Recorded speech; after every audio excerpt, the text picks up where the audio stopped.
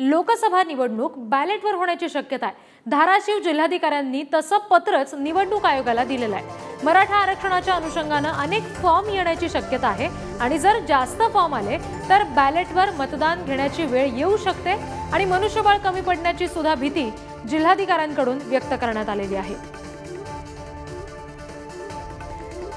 मराठा आंदोलक योगेश केदार सध्या आपल्याशी जोडले गेलेले आहेत, त्यांच्याशी या संदर्भात आपण बोलूयात। केदारजी, स्वागत आहे तुमचं पुढारी न्यूजवर। काय नेमकं घडू शकतं या सगळ्या संदर्भात अशा पद्धतीने बॅलेट पेपरवर निवडणुका घ्याव्या लागल्या तर? हे बघा, आजपर्यंत राजकीय पक्षाने जे करून दाखवू शकले नाहीत ते मराठा समाज नक्की करून दाखवणार।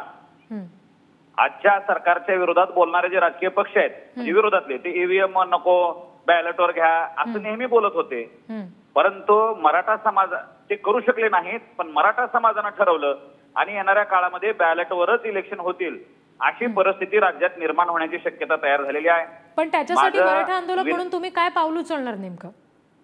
नाही, गावात प्रत्येक गावातून 2 ते 3 फॉर्म पडणार आहेत, भरले जाणार आहेत आणि एकेका जिल्ह्यामध्ये हजार 1,500 हजार कधी कुठल्या तरी जिल्ह्यात 2-2 हजार पण होणार। एवढे फॉर्म म्हटलं तर सध्या ईव्हीएम वरती तेवढी जागा शिल्लक नाही, ईव्हीएम 100% कमी पडणार। आमचं मराठा म्हणून एक सरकारला विनंती आहे, आम्ही काही तुमचे शत्रू नाही, मराठा समाज हा सरकारचा शत्रू नाही। मराठा समाजानं थोड्या ज्या मागण्या राहिलेल्या आहेत तेवढ्या सरकारने मंजूर कराव्यात मराठा समाजाच्या, आणि आम्ही सरकारला सुद्धा मदत करायची तयारी आमची। पण सरकारने संवेदनशील पद्धतीनं सगळे सोयरेच्या संदर्भातला निर्णय करावा ही त्यांना आमच्या हात जोडून विनंती आहे। नाहीतर येणाऱ्या काळामध्ये महाराष्ट्रातून अनेक सीटांना सरकारला किंवा सत्ताधारी पक्षाला मुकावं लागेल। शासनातल्या काही लोकांनी आडमुठपणा घेतल्यामुळं सगळे सोयरेचा हा निर्णय होताना दिसत नाही। तो निर्णय केला की पुढे बऱ्याच गोष्टी सुरळीत होतील आणि जी एसआयटीची चौकशी लावलेली आहे त्या बाबतीतही शासनानं संवेदनशील पद्धतीनं निर्णय करण्याची आवश्यकता आहे आणि मग मराठा समाजाचा विश्वास इथल्या शासन प्रणालीवर वाढण्यास मदत होईल आणि आम्ही या निवडणुकीतून माघार सुद्धा घेऊ शकतोय। फक्त आधी आमचा सगळे सोयरेचा कायदा करणे आणि आंदोलकांवरील गुन्हे मागे घेण्याचं काम या शासनानं करावं अशी आम्ही त्यांना तुमच्या माध्यमातून विनंती करतोय। बर, योगेशजी धन्यवाद, सविस्तर तुम्ही पुढारी न्यूजशी बोललात यासाठी। आणि यानंतर राजेंद्र पातुर्डे जे वंचित बहुजन आघाडीचे प्रवक्ते आहेत ते आपल्याशी जोडले गेलेत, त्यांच्याशी आपण बोलूयात। राजेंद्रजी, स्वागत आहे पुढारी न्यूजवर। तुमचा सुद्धा आम्ही बघतोय सातत्याने या संदर्भात काही भूमिका समोर येताना पाहतीये, बॅलेट पेपरवर निवडणुका व्हाव्यात यासाठी काय नेमकं वाटतं तुम्हाला? जिल्हाधिकारी थेट भीती व्यक्त करतायत की बॅलेट पेपरवर निवडणुका घ्यायची तयारी ठेवा, मनुष्यबळ कमी पडू शकतं?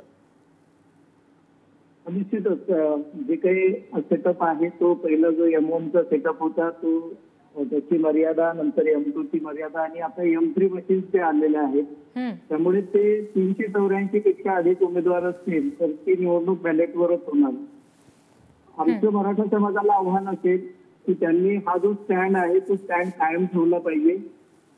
आता सरकारने जरी त्यांच्या बाजूने भूमिका घेतली असं दाखवलं तरी ते मराठा समाजाची फसवणूक करतायत आणि त्यामुळे ज्या पद्धतीने KCRने तेलंगणामध्ये हा प्रयोग करत असताना तिथल्या निवडणुका ह्या बॅलेटवर घेऊन सिद्ध करून दिलं होतं की तिथे मॅनिप्युलेशन होऊ शकत नाही, मतांच्या संदर्भातली हेराफेरी होऊ शकत नाही आणि म्हणून हा जो निर्णय मराठा समाजाने घेतलेला आहे की 384 पेक्षा अधिक म्हणजे 1000 उमेदवार ते उभे करणार आहेत, तर तो जर झाला तर फेअर इलेक्शन होण्याच्या संदर्भामध्ये जे काही भूमिका आहे देशभरातल्या नागरिकांची मागणी आहे की या निवडणुका भयमुक्त झाल्या पाहिजेत, त्या फेअर झाल्या पाहिजे आणि ते होण्यासाठी ही निवडणूक जी आहे धाराशिवच्या जिल्हाधिकाऱ्यांनी जी भीती व्यक्त केली आहे ती भीती नाही तर ती नागरिकांची मागणी आहे, ते होणं गरजेचं। बरं, या संदर्भात आता तुम्ही सरकारला काही सांगू इच्छिता का या माध्यमातून? आणि दुसरी गोष्ट म्हणजे वंचित कडून कुठलं पाऊल विशेष उचललं जाणार का याबाबत?